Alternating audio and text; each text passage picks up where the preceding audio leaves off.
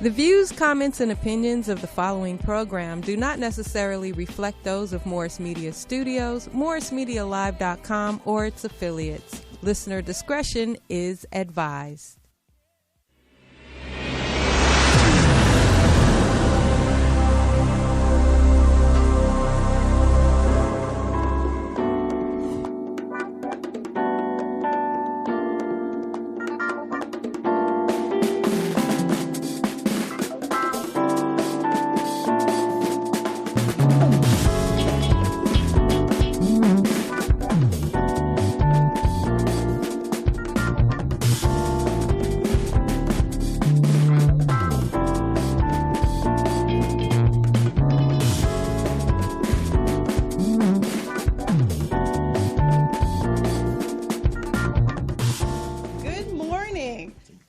Today, thank you, baby. Thank you, baby. But today, you are here with us, and this is our Hidden Treasure Moments podcast. The podcast is all about taking everyday people who've gone through extraordinary things and really listening to their stories and gaining some nugget, some knowledge, some gem from it. And today in the studio, oh my gosh, today I have got an amazing, amazing guest list. So I have some fine men over here to my left. My husband being the finest, of course. Troy. Troy is my co-host. That's also subjective. All right. That's a must say. Yeah. Yes, I have Troy. And then I also have Pat Smith. And I have Tim Stansel. And so what's really amazing about this group of men is not only are they good men, but they're also doing amazing things in the community. I know Pat. Pat is the CEO of Raquel's. He's also the founder of Upscale 3 Entertainment. And then I also have to the left of him, I have Tim Stansel, and he owns the latest barbershop. I have known him for a very long time. We've known him for a very long time. And he's had some great barbershop businesses, and he's also part of Upscale 3 Entertainment. And so I want to welcome them to our show and have them tell us a little bit about themselves. And, hopefully this is going to be just a really good time. And, our theme for today is what makes a good man? Or, like Pat said, what makes a man good? There you go. So, Pat, can you tell us a little bit about yourself? There's a little Facebook clip I put on last week, and it says, where you from? I know a lot of people, but I don't know where they're from. So I put on hey, I'm from New York, but raised in Riverside. And it started a whole chain of people telling us where they're from. But born in New York, upstate New York, migrated out here when I was about 10, moved to Riverside, where I met the illustrious Troy Adams and the rest of the Doughboys, the Riverside and Doughboys. How long have you guys known each other? Too long. Shoot, man. No, probably at least 35. I was going to say 35, 40 years. Yeah. And like I said last show, if it wasn't for Pat, you wouldn't be my girl. No. You wouldn't be my wife. No. You would have been passed over. Yeah. I remember when y'all met. I remember that. Yeah. I not met, but hooked up. Yeah. Met. That works. I remember that. Yeah. So, came out here and started just hanging out, doing school and all that stuff, and became an adult, hooked up with Tim in Rialto when Tim was dating my little sis back then. You let him do that? Stephanie Bass. If you're listening, Stephanie. But no, it was a good meeting. He and I start hanging out. I was his guinea pig for haircuts, but he did spectacular haircuts and made a name for himself. Then we start doing backyard pool parties, and that's when we met Cha-Cha and brought him in. Mm-hmm. Cha-Cha seems to think that he started and brought us in, but Cha-Cha, if you're listening, never. So now, married, 2 beautiful children, a hell of a wife, and a hell of a life. Very good. Yeah. And Tim, tell us a little bit about yourself. Tim Stansel, 52 years old. You are Well, not 52. I'm 52. Black years don't old. crack. Dang. Huh? I Grew know. up in the Compton-Linwood area. My childhood, my adult life is in the IE. Moved out there in 85, like Pat said. I hooked up and met him in 88. Mm-hmm. That's kind of where my career started in my career. Barbering started in 88. And I was throwing parties prior to that, but it was just, throwing events. And moved out to the IE and opened up my first shop at 25 years old and been still open for 25 years now. Partnered up with him with Raquel's and Upscale 3, and so those are the three ventures that I'm fully involved with, full time pretty much. Married about 7 months ago. I got totally blessed because I was not always the easiest person, but at the same time I stood my ground and I believed in what I wanted. So And now you got it. I got it, man. Totally got it. But now, I remember when with one of your shops that you were really a visionary because, like, at that time you didn't really have barbers and beauticians or people who I go to. Like, you didn't really have them in the same space.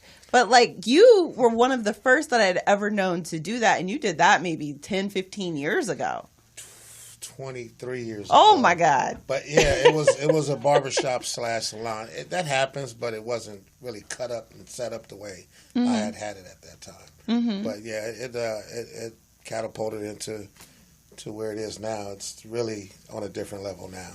Because, like, I think the trend is for upscale barbershops, like, but that hasn't been forever, and you kind of had that way back then. Trying had to have it. The way it is now, I would consider it a high-end upscale barbershop. Definitely different than what the rest of the market is doing right now. But that's what's cool about your guys' relationships and the things that you guys do are outside of the box. I mean, there's no other promoters in the IE that is able to do the things that you guys do and bring the crowd, you guys. From, Oh my gosh, yes. From the White Linden Party that people come all over the country to the Blackout Party, to the Super Bowl parties, to the New Year's Eve parties that y'all don't really invite your boy no more, but that's all good. Maybe now. I'm just kidding. I'm just kidding. I've been traveling, so I ain't gonna, I know you hit me all the time. Y'all hit me all the time, and I just can't come. Riverside to Vegas. But, hey. But it's been incredible to see, that journey and to see, it inspires me again to think outside the box. Like all things are possible. It truly is possible. We were just talking about a venture that I'm gonna keep on y'all. I'm not even gonna put it out there yet. Right. But y'all gonna do that venture. Yeah. I can see it. There's just no mountain that's too tall for you guys. I totally believe that, man. I think that we do have a niche. I think that we have a situation in the Inland Empire, and to go global with what we do and how we do it. It's everybody just can't open up a business and start a business. The blessing that we have and what the business that we do with Raquel's, we can open up, and we were able to, like Starbucks, you open up and the first day you got customers. And so we are not like Starbucks, but we have a clientele that kind of keeps that going like that. We're bigger than Starbucks. They just don't know it yet. Yeah. Once we get the branding where it needs to be, Yes. Yeah. Starbucks will say we're like them. Yeah. Well, and you really put local talent on the map.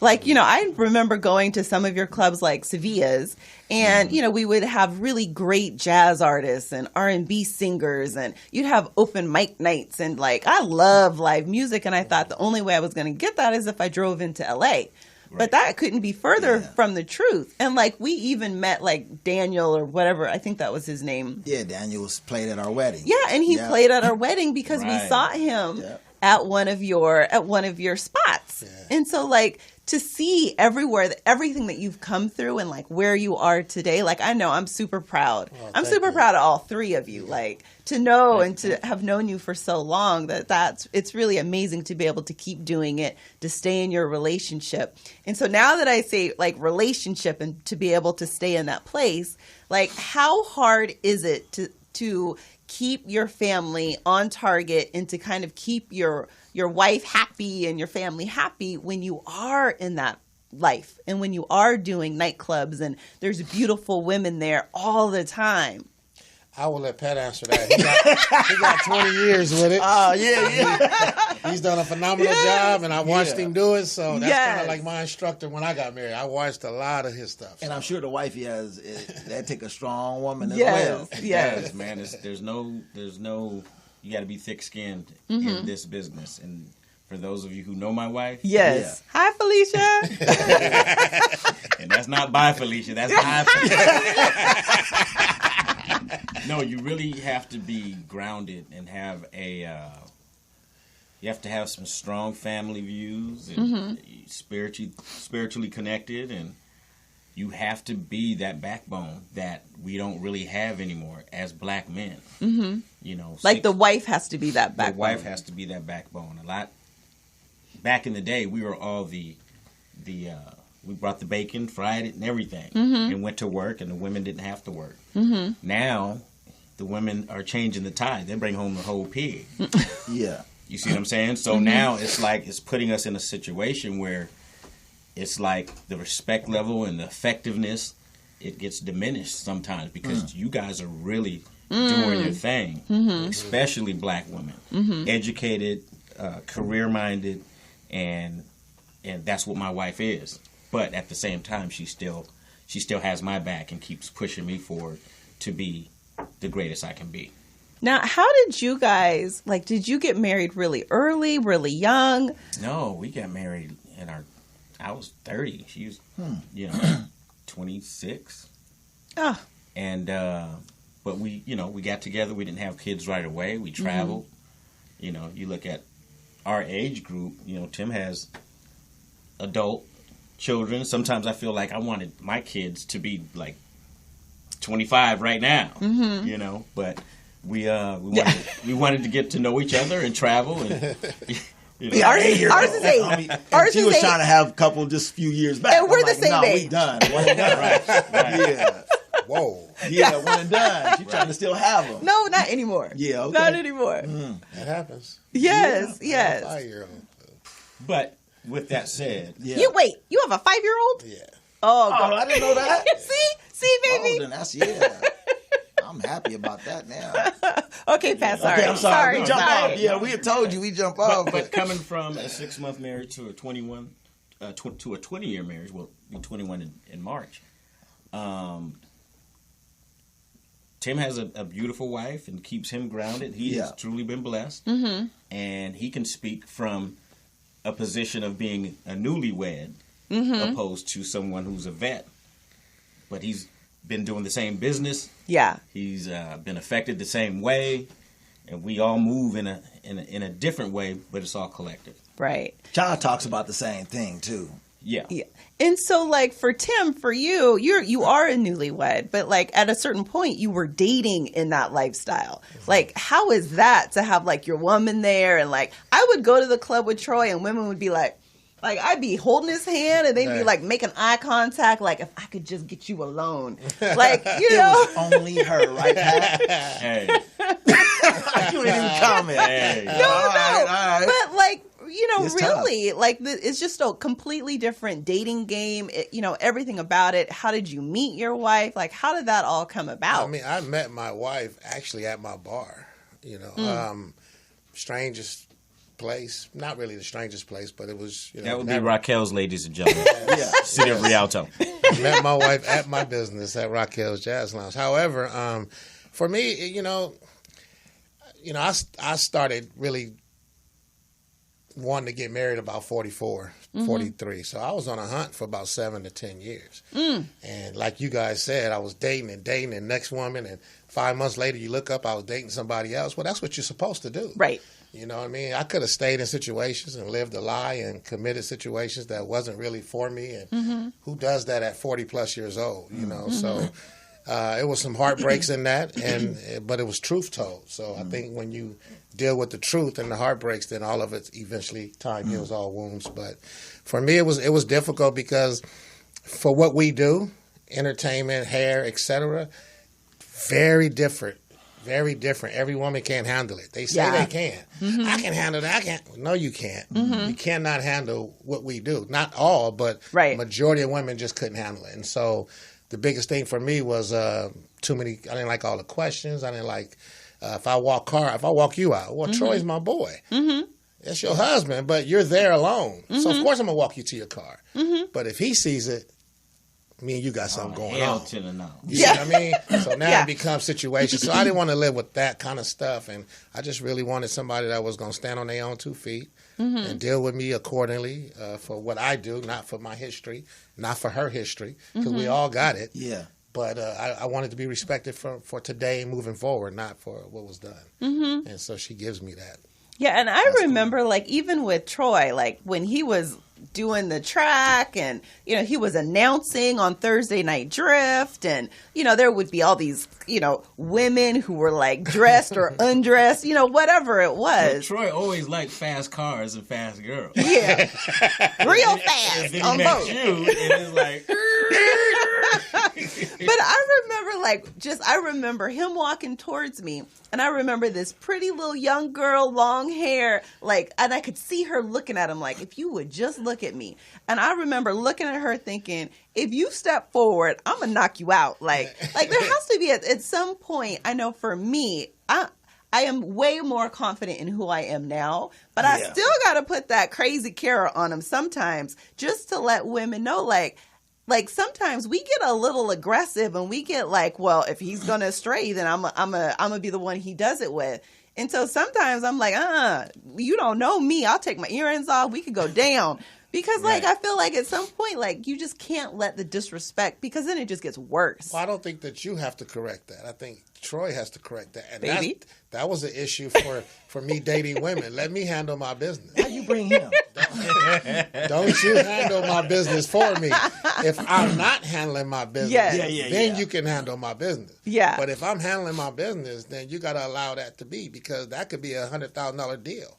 She I don't wasn't. care what it looked like. I can guarantee You can say that, but I'm just you don't saying, know. for the scenario, you really don't always know. Right. You And don't always when know. you do You business don't. with pretty women, and we some cats that are doing business like that, then it's always going to be speculation. So again, that woman really has to be strength and strong to be able to sit at the table with him, or if I'm sitting at the table with her. Of course, you got the scenarios of what could happen. Right. I mean, I say it all the time. Why do promoters and what we do get blamed for everything when doctors could be dealing with the nurses, teachers is messing that's with true. principals, officers is messing with co-workers, and the list goes on. If they're going to cheat, they're going to cheat. Right. It has nothing to do with what you're doing. It has to do with who you are. If you get down, it's you get down. That's a good word. So we're going to take a quick break. And then what I want you guys to think about is really on that line, on that subject, like what makes a good man, or what makes a man good, like Pat said. You know, for all of those young people coming up and listening, for the women who are listening, who are looking for a life partner and who are looking for a mate, like what are things that they should look for, and what are like huge red flags? Like, you should have known, he told you who he was. So just think about that. We're going to take a super quick break, and when we return, we're going to jump right back into it. See you soon. Flags, like you.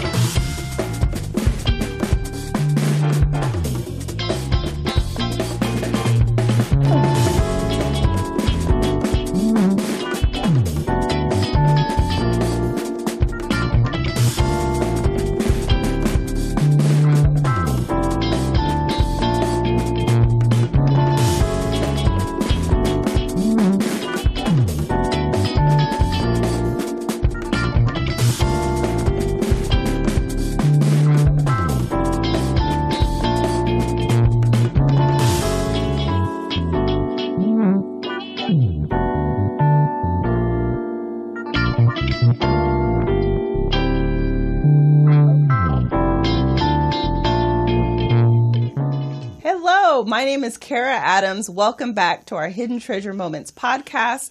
We have some fine guests in the studio today. The top fine one being my husband, Troy Adams, my co-host. She be pumping me up all the time. As she should. Yeah, thank you. Thank you. We have Patrick Smith, and we also have Tim Stansel.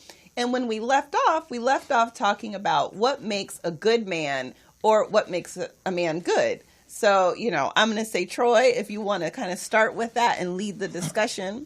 Nah, I mean, I think it goes back. What makes a man good? I think when we're younger, though, it is. When we're younger, it's all about, we making good money. How good are we possibly in bed, or what can we do? It's a whole physical thing. Mm-hmm. It has nothing to do with the mental game. It has nothing to do really with about ourselves, as kind of Tim alluded to. It's really about how can we make the woman feel, in a sense. And then what do we have more than everybody else? That's a good question. I think the biggest thing for me is just working on myself. What makes a man good is to take care of my family, take care of my son, take care of you, making sure all your needs are met. But that's also changing, right? Yeah. Making sure that I'm mentally healthy. And at times, with everything that's going on in the community, even with, a person out there, we won't even say his name, but I think people are just not mentally healthy. So when we're not happy or within ourselves, it's tough to make, be a good man. It's tough to make your girl, your family good as well. Agreed, 100%. Mental health is a huge deal right now, and it can affect you. I've been affected in certain ways when my daughter went to college.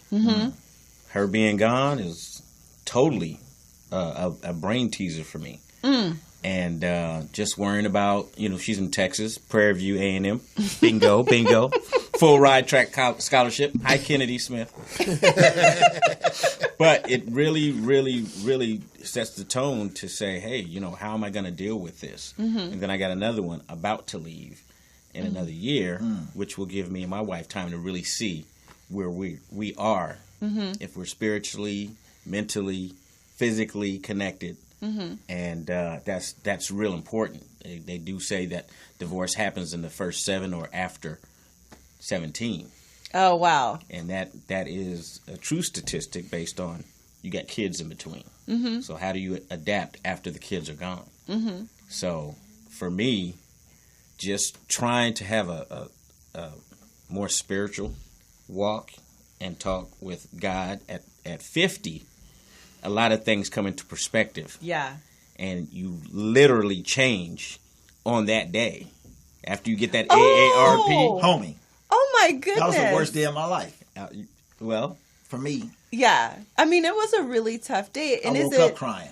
Really? Yeah. No joke, dog. Crazy. That was great, man. That's a great moment. Oh, man. But like, if you know you have arrived. When you got hit 50, man, you know at that point game is over. Everything changes. It has to for you mentally. But you know what? I mean, I say that, or you say that, but for me, like, I literally woke up and like, man, I am not where I want to be. I get that. And I'm talking about, when I say cried, it wasn't just like no tear, like one. Like, I boohoo like you were like, Craig, like, yeah, like it was gone. I was done. And she came in and we talked, and it goes back like what makes a good man for me is really my support. You, like, a good woman helps me to also be a good man, because I needed you at that moment. You have no idea, to me, ladies, on what you can do for your significant other. So by you just saying, giving me a hug and saying, look, think about your son, think about where we are, think about what you've done in the last 6 months to a year, that brought me out of that funk to a point. Because I won't say suicidal, but like I was done. Like I have never felt like that in my life. Wow. And I literally went to bed cool, but I woke up that morning and I was fucked up. Like, oh my God, this is... Yeah. I've never felt anything like that, man. Right. So by you saying that, that's crazy. Right. Well, and that's where the spiritual journey steps in, because now I have to go to bed every night, read my Bible, reading scriptures, because I want to go to bed with God on my heart. Period. And now maybe that's why you was here. Yeah. Because I'm telling you, I've been jacked up off and on, man. Yeah. Someone's story is always somebody else's story. Baby. So. No, but what you guys are saying right now, I think it'll touch a listener. It'll touch somebody who's going through the exact same thing. Because I didn't know that was even something. Like when you turn 50, like you start thinking like, okay, now it's just everything is going like down. Like I've reached my pinnacle and now I'm going down, but I'm not at where I want to be in my life. But I want to hear even on Tim's side, because you said at 50, you was like, that was the best day. It was great for me because I knew that every move and everything had to be calculated from that point forward. I just looked at it like, I knew where I had been. I knew the struggles I had been through. I knew who I was. I just started learning who I was, and so it was freedom. It was freedom to be able to tell the truth even more harder than I used to, and not really worry about feelings. Not that you don't care. Right. It's just, this is what it is, and I think I'd rather have the people around me that can handle that than the crybabies that can't. Yeah. So it allows you to be free and to be just very straightforward and just straight. I mean, it's a direct line to what it is that we're doing. It's A and B. You know what I mean? So I just enjoyed. I embraced it, and I didn't get married until I was 51. But my goal was to be married at 50, and it didn't happen. But again, I wasn't just going to make a choice just because. But I embrace 50. Like I said, I'm 52 now, and I enjoy it. I enjoy where I'm at. Of course, I feel like you do. You're not where you want to be, but I think that's just a natural entrepreneur. We just we always want to be on that next level. We all. When I look at it though, and really look at what we've done and what I've done, and I'm content. I'm thankful for breathing. My appreciation is way different. You know what I mean? I married an extremely spiritual woman, evangelist type woman. So, like Pat said, it got me. By marrying her, it got my whole life falling up under. Everything is about prayers, about God. Not that it wasn't, but I'm understanding that life way more. You know what I mean? Because she come from that world and I come from this world. So to bring those two together, it's just been a blessing for me. Yes. So go back then, because I think we got off. Maybe That's what okay. What do you think though when you say it's about being a good man? Well, man, I live by a quote, and you guys have probably heard me say this a dozen times. A man doesn't truly know who he is until he figures out what type of woman he wants. So, like Troy said, like he says, you guys are the backbone. We're black and white. A and B, we go through the front door and go out the back. You guys see everything 50 feet before us, behind us, and on the side of us that we don't see. It doesn't mean that we have to agree. Right. And, being right doesn't come with a trophy. It just doesn't. So you got to learn how to sometimes step back and be quiet, pick and choose your arguments. Everything doesn't have to be said. And you don't always have to be right. And vice versa. But sometimes women need to listen to their man because we are supposed to be the leader of the household.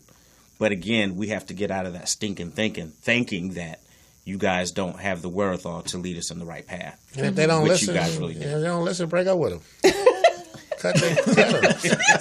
Why you want to be with a woman that ain't gonna follow you? That's not listening to you, unless you're just not a leader or you're just not doing the right thing. But if you really a man and you making moves and you are making movement righteously, and she don't want to really listen and she wants to buck with you, that's really not your wife. The key word he says is righteously. Yeah. Yeah, you got to move That is the righteously. key word. That's why That's why I was so strong on breakups, because I knew I was moving righteously. So for me, I was comfortable with breaking up because I knew what I desired. That doesn't mean that they weren't a wife; they just weren't my wife. So I don't knock the women. I just say that they weren't the wife for me. But if you're moving righteously, I don't do the snap back. Pop back. Yeah, I don't do that. We'll break up or whatever quick. that might be. Yeah, because we all stated earlier, as black men, as men, we walk out. And we're not using this as an excuse. This is the real. We walk out. There's a struggle. There's a fight. There's some type of negotiation. There's something going on. So when we come home, it's mandatory. It ain't accent. It's almost mandatory that our palace be the way it should be. And you have to be able to figure out how to make that happen. It ain't always like that. I understand it. Sometimes a woman can turn that house up. I get that. But for the most part, it has to be that has to be your castle. But you got to be doing something to make her understand that this is righteousness when I come home. My pillow, it has to be that way. Now, babe, do you think I follow you? Like the way he's talking about? No. Not even close. Not even Yeah, close. she does. No, she don't. Well, let me go when this y'all route. first Let got me go this together, route. you was like, Right. Okay, so you're 100%. And we've talked about that, right? When we were dating, she did follow me like that, right? She wanted to get married. She had her list. Yeah. She wanted to get married. When we got married, when we said I do, that was a check mark. Now things begin to change. I would say as we've gotten older, and she realizes as well the grind of being an entrepreneur and the hustle that takes behind it, that's the other thing that I think men, especially young men, when we desire to get married, that we don't realize that we see a fine young lady or someone that's got a good job and like, man, that's the one. Especially being an entrepreneur, they don't realize that sometimes we eat last. Or sometimes we got to stay out all night because if we don't work, we don't eat. right. But they don't understand it. So now when she says, did she follow? I think it's crazy enough, and I'm going to have this real discussion. Like for a long time, I was supporting her in her dreams and would push her to go further. But when it came to mine, it didn't fit within her guidelines or whatever else. So she was like, you need to go get a job somewhere, or you need to be doing this. So it wasn't me kind of pushing me to follow me. She was more of, I don't think that you doing the right thing. You need to go out and work and bring some more money. You need to go. Yeah. So I can do my thing. Well, you know, I think now you do a lot better, and we are getting to that point. Yeah. But not close. I think like if we go a deeper level, and it's not just the follow. Right. To follow, you have to trust. And that's what I was lacking. I was lacking trust in that I could follow you and that you would lead us to the right place. You know, at that point in our relationship, like we had to really open up the lines of communication. And for us to be able to understand, like me saying like, babe, you need to go get a job. It wasn't that you needed to go get a job, is that I didn't trust the job you were doing could take care of us. Got you. You know what I'm saying? Yeah, no, it's So Saying the same as thing, just of right now, different- of right now, get a job. I understand your future and your vision can happen, but today we need to eat. Right. Yeah, I get it. Well, and but we was eating. well, and at that time, like to Well, be beans and curry. Nah, That's different. We had we was doing no, all right. Right. No, at that time, like when you were looking at Mannheim to go get a job there, I it was. wasn't looking at it. You was looking at it. I was looking at it. Yes, but like at that true time, entrepreneur. Huh? They don't get this Homie, twisted. and it worked. But we had to go through that fire. I went to a Right. Mannheim meeting. but like as you know, as a woman and as someone who had a child, and you know, I'm trying to take care and make sure our household is going to continue to move forward. Like at that time, I told you, like I've said before, I didn't know how to be married. Right. I didn't know how to follow you. You know, all I knew is that, you know, I was supposed to fix everything because I thought I controlled my outcome and my surroundings. And it took me maturing to recognize that really I wasn't trusting in God. So how the heck am I going to trust you? Yeah. And Good point. that's the conversation that when we're married, when we're dating, like we don't have the true conversation. We stay up here, but like in order for us to get together and stay together and be strong, like me and you, like I'll say, babe, do I have the safety? Is this a safe place for me to like be truly honest? And like, is it okay? And I'll ask for his permission to really have a very soul searching conversation, because sometimes like as best friends, that's what we got to do. I can't always say what I think you want to hear. Right. I got to say what will help us move to the next point. And you do the same thing for me. Yeah. So, you know, when you're thinking about it and you're thinking about what makes, you know, a good man, you know, we kind of touched on mental health. And we don't really talk about that. We don't talk about it in our community. Like, what helps you all as being professionals, at being at the top of what you do? You know, how do you reclaim your peace? How do you kind of woosah? For me, I mean, you ask that question, and I deal with that all the time. And for my way of claiming that peace in Woosung is really being in a good spiritual place that I am in now, and really understanding that nothing that none of you guys can do is going to change the outcome of my life tomorrow based on verbiage, based on some type of ignorant action. It's just, I understand where it all comes from. I understand my source now. So my peace is within. I'm not miserable whether I have a nice car, a nice home, don't have the money or not. My peace is so within that I know that I have food, I know I can sleep, and I know that next day there's an opportunity. The riches that we all desire, we all want to ball. But at the same time, you know, what's rich to you and what's success to you? And I found success and rich to be not necessarily money, not necessarily things. I really found it to be happy, to be have that soul-searching conversation with my mate. You know what I mean? Can we really talk about this? You know, this is going to be a tough conversation. Can we have it? And she kind of taught me how to do that. You know, because but yeah, I think that's for me. You know, that's how I find my collection in it, and you know, you just be thankful, man. Just every day, if you really think about it, what are you really going to trip about? If it doesn't happen, if it can't happen, if you can't have it, if you don't, we're working on opening up a new spot, new restaurant, new bar, built from the ground up. I want it bad, but I'm so at peace if it don't happen. Like nothing moves me other than not being able to breathe. Yeah. And once you find your peace in that lane, oh man, everything is like, I'm gonna go for it. But you know, it doesn't matter if I win or lose because failing is not making the effort. I feel like I'm successful at everything with an effort. I don't care if it don't work out in your eyes, but man, I'm winning. Yeah. I'm gonna walk out this building and go get something to eat. That's winning. Yeah. That's peace. And if you really understand finding peace in those those little bitty things, then you'll be great. Now, I find that like your level of peacefulness and contentment in yourself, I see that a lot with people who I've interviewed who've been through something devastating. Like, you know, I feel like I'm there because, you know, I survived cancer.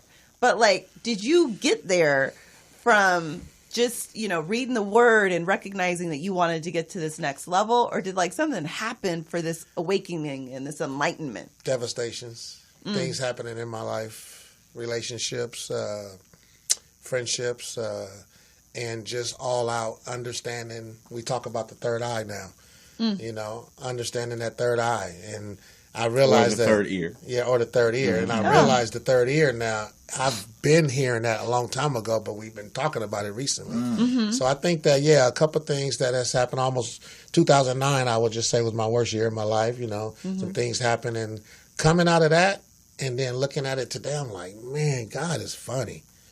He's a particular person. He does things way different than you can even understand. Yeah. There's a reason for all that had happened. Yeah. Sometimes I don't like it. Because now when I look at it now, I look at all the things that I've been through now, and I'm looking at it like, psh. Yeah. I mean, I'm not saying I can handle anything, but I'm telling you, man, you bring it. It's probably going to be like, psh, nothing is going to faze me. And that's a beautiful place to be in.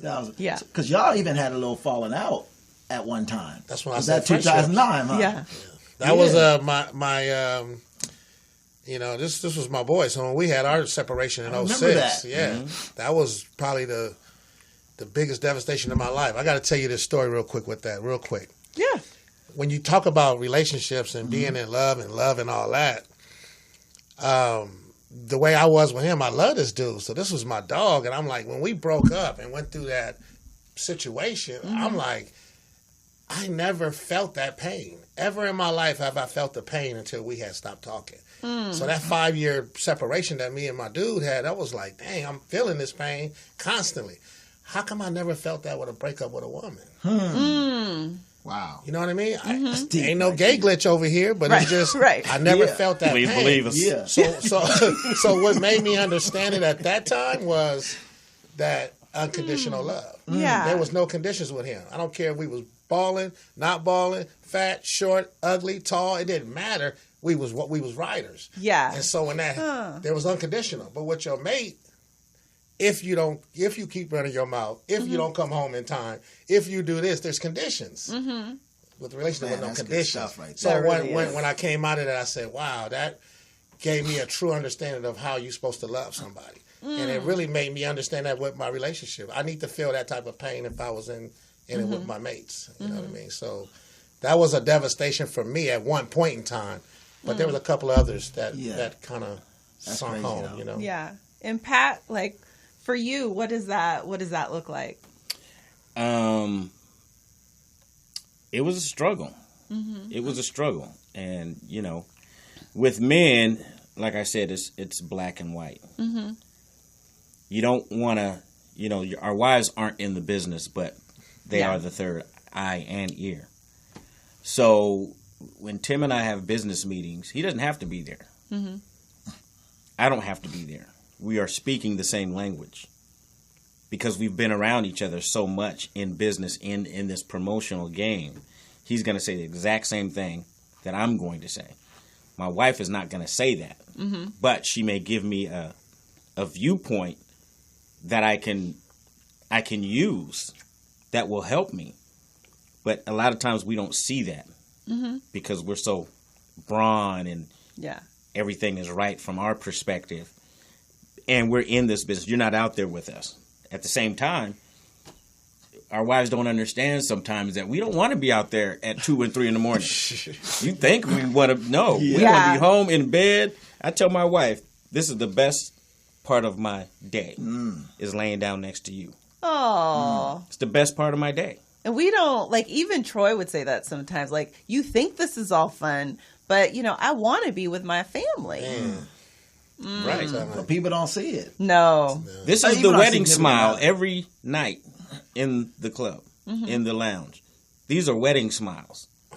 We don't want this smile 24/7. Yeah. We want to come home and just take it off. I don't want to look at my wife and smile. I don't want to look at this sucker that's, give me free drink. Let me in. Give me the hookup. What's the problem? And you got to smile, but gut punch them. Yeah. Yeah. You know, buy me a drink. You got to go give a hug to a female or whatever that you know automatically going to cause drama, right? Or go have this meeting. It's just, I get it. Woo. Right. And so how do you find peace in that environment knowing that this is the life you've chosen? Like, you know God, you know peace.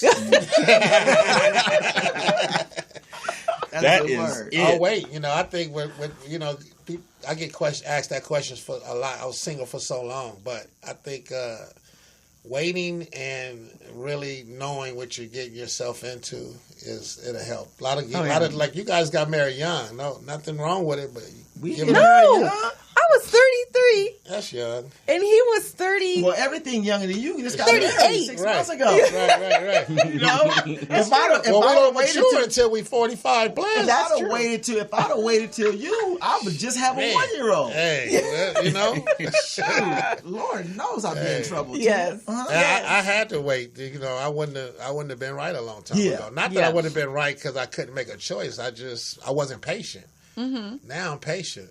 I learned patience with a wife through a lot of my boys. I got 3 or 4 buddies. All my boys are married, and they've been married 20 plus years. I was the only one single, so watching those relationships, especially his patience and how he get down and move, I learned a lot of patience. Learned a lot of things that it's better left to just, you know, mind over matter. I'm wondering if there's callers out there too. If they got some questions, because that's been an interesting discussion. Yeah, one of the more interesting discussions than that I've heard on the show. Yeah, yes, I think it's super deep. And, you know, you kind of alluded to, Pat, a little bit about, you know, you guys traveling and doing, you know, we see you on Facebook and you're in, I don't know, I'm going to say Aruba, wherever. You guys go to some really beautiful, amazing things as like a group. Yeah, we like get the invite. Maybe we'll get one after this. Maybe you'll come when you get invited. We will. Yeah, all right, we do travel. You gotta tell me. You do travel. You do tell her it's over. And I'll get it on the calendar. Right. I'll get it on there. But we're going to go to a quick break. But when we come back, I want you to tell us a little bit about, how does traveling, how does hanging out with other married couples, kind of how does that work into your relationship, and how does it either, give it life, or does it take anything away from it? So we will be right back, and we will see you in 2 seconds. Thank you.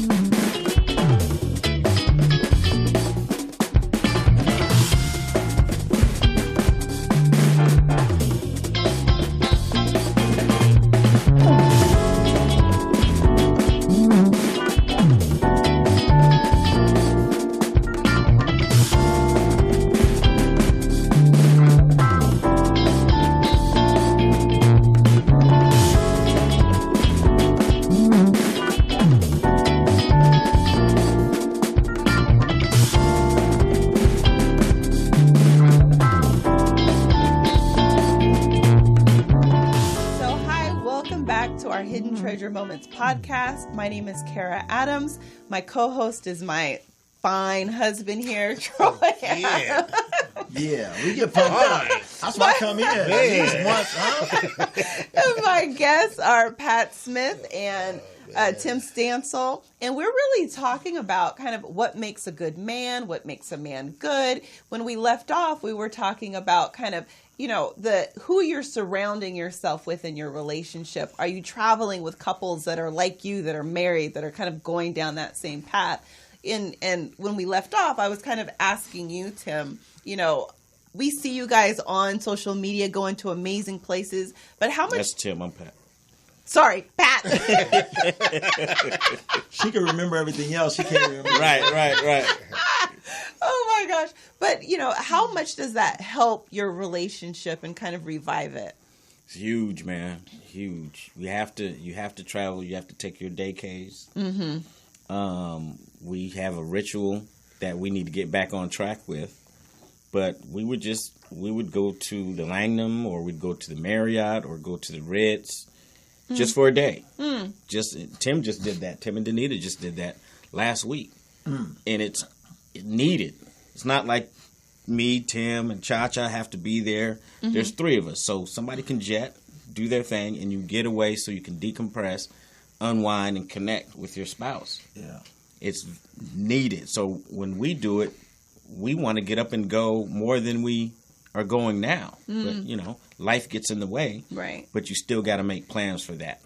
And it's not just about getting away with couples. You get away with singles, too, because you encourage them. That's good. So, Tim, like you said, he's been watching, listening, learning. He's in the perfect relationship right now. Mm-hmm. And that's good. So it was encouraging that he's been watching and learning and listening from couples who've been together for a long time. It's good seeing black love. Man, hey, it's good. You can never say you can't meet your woman at the club. I met my wife at the club. I met mine at the club. And that's so funny. Y'all work at the club. You met yours at... I met her at Best Buy. Yeah, we met at Best Buy. But you connected I went to the club. Sevilla. We went to the club. And she started salsa dancing. Yes. It was over. I told her. I hate when people say, I ain't meet my husband in no club. I ain't meet my wife in no club. I said, but you there. Right. What they gonna say about you when they see you? They gonna think you're not, yeah. Go to the library then. Go sit at the grocery store. Go where you gonna go. It's not always club environment is bad. Go to church. Go End of divorce too. Yeah. But that is, let me stop. Yeah. Okay, Tim, like for you, what are those events? What are things that you do with your wife now that kind of help to still build? I know you guys are newlyweds, but that help to kind of bring that love in and keep that appreciation going. Honestly, I didn't have to change my stripes.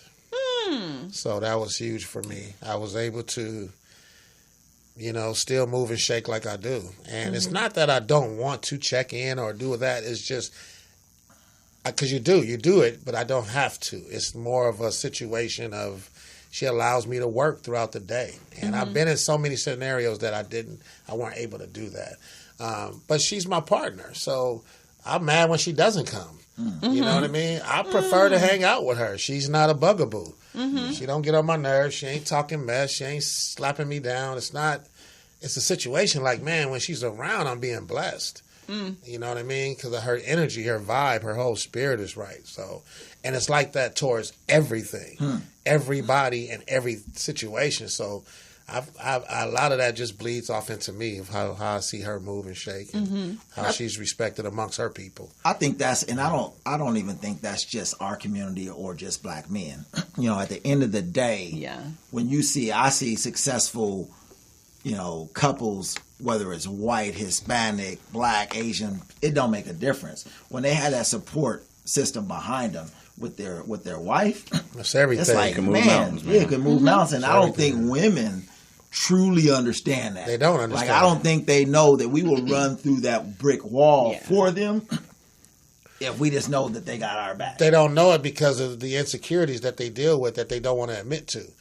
And so like she even said, earlier when she talked about it, the couple of the women, and it's not that you're an insecure woman, but at those moments you may be, and so it's gonna have you act out that way, and I think which most times we put those insecurities in them. True. If it's us, it could have also been past relationships. It could be past relationships. That luggage. Absolutely. I get it though, for sure. Or what we do brings the insecurity, of course. But that we don't do that in this church, but in other churches. But that kind of brings up, your May 11th day. Yes. So, I know that with my friends and with the women in my group that we really weren't taking any time out for ourselves. Like, we were mom, we were wife, we were all of this stuff, but we were putting ourselves last. And so it was really placed kind of on my heart to put a retreat together that's not only for women, but it's for men. It's for anyone who doesn't take the time out to like give their soul, give themselves peace again. And so we have a 1-day gym retreat. It's in Riverside at the Mission Inn. It's absolutely beautiful. And that is what the day is about. It's about kind of building that love back up for yourself and the serenity. And we're going to do a workshop and we're going to do massages and just really great things to bring the love back into our lives and to appreciate ourselves again. The retreat is on May 11th. It's from 9 a.m. to 5 p.m. So it's all day. So get a sitter or just tell your loved one, I'll be back. Peace. No. That's or funny. Bring them. That's or funny. Bring them. Yeah, Or that's bring funny them. you mentioned that because we're renting out Raquel's tomorrow night from 7 to 9 to the ladies. I said we just want a ladies connection group from 7 to 9. It's open to the public, but for women only. And that's just crazy. You're talking about that, but this young lady put that together, so that's. At Raquel's Jazz Lounge, 134 South Riverside Avenue in the city of Rialto tomorrow from 7 to 9 for ladies only. And you can stay afterwards to enjoy the jazz night. Yeah, That's and cool. if people wanted to connect with you or they wanted to find you online, on social media, will you tell us how we can connect with you? Timothy? Upscale3.com. It's our entertainment, our website. Raquel's Jazz Lounge, you'll find it on there. TheLatestBarbershop.com, you'll find our information on there. But we're all over social media, and what we do, you could Google our situation, and it'll come up. Stuff's coming up, so that's the way to find us. Just social media and listen to the grown folks. Yeah. Because we're in Southern sexy. We're in Southern That's California entertaining grown folks. Yeah. Yes. Definitely. So Yes. And sometimes I'll get text messages, I'll be able to see, what you guys are doing. And so do you have an email list or do you have something that people could join? social media now. Emails. We used to be email old lists lady. kind of gone, man. Now it's all about texting and social media. That's your kind of your guidelines to getting to people. And our followers can come on our website and follow us and log in and put their email address in, and we'll send out information. So we do have an email list, Twitter, Instagram, Raquel's Jazz Lounge or Upscale 3 Entertainment. You'll find us. Perfect. Well, with that, do you guys want to say thank yous to anyone? Do you want to do any shout outs? Man, big shouts out to my wife. Hi, Felicia. If you're listening. Shouts out to our partner, Cha Cha. I know he's at work right now. Wanted to be here, but wasn't invited. And he's the big push. Joshua, you were totally And invited. he's the big push for her hidden treasure. Yeah, book. for the book. Right, the book. right. So, and all the people in the IE, from the IE to LA, it doesn't mean that you have to always go to LA to have a good time. You can come to the IE. And a lot of people are doing that now. So, there you go. Shouts out to the IE, to all our supporters, and actually, my wife don't even know I'm in LA. She don't even know I came out here today. Right. She know I'm gonna be home though. Yeah, so yeah, there that's you what go. matters. But shouts out to everybody that supports us out in the IE, and thank you guys for having us out and having this open conversation. Absolutely, Most baby. definitely. No, I really just want to thank you guys. Like I said, it's crazy the relationship that we've had. Without Pat, literally, and I said it last week for the Valentines. Without you, sometimes we don't see what's good in front of us until we have these type of conversations. Right. And I was in a funk, and just hearing Tim, bless me with that word. But without you, I probably wouldn't have pushed to get my wife. Even all the hell she put me through, and I done put her through. Yes. It's way better on the other end. Yeah. You know, Absolutely. so just thank you guys for coming in. I don't get a chance to be on the show that much, but she pumps me up when I'm here. So thank you guys for that, and just thank everyone else that's been listening, that's supporting the show. We look forward to seeing them at the gym retreat and continue to buy the book Hidden Treasure. Absolutely. Well, I want to thank my husband, Troy. I want to thank our guests, Pat and Tim, for coming in and blessing us with your knowledge. We truly appreciate it. I want to thank the poetess. I want to thank Felicia Morris Media Studios. I also want to thank all of this is part of is our sponsors. And, you know, it means a lot for someone to believe in what we're doing. And so I want to thank my sponsor, Creative Solutions Marketing and Printing, for helping make all of this happen. Thank you, thank you, thank you. And with that, you know, you can find us on my email and on my website, which is www.karaadams.com. That's where you can purchase the book Hidden Treasure. It's also where you can sign up for our Hidden Treasure retreat, our VIP one-day retreat. You can also go to Eventbrite. And with that, we're on the show every Thursday from 10:30 to 11:30. And we look forward to seeing you next week. Be good. Bye-bye.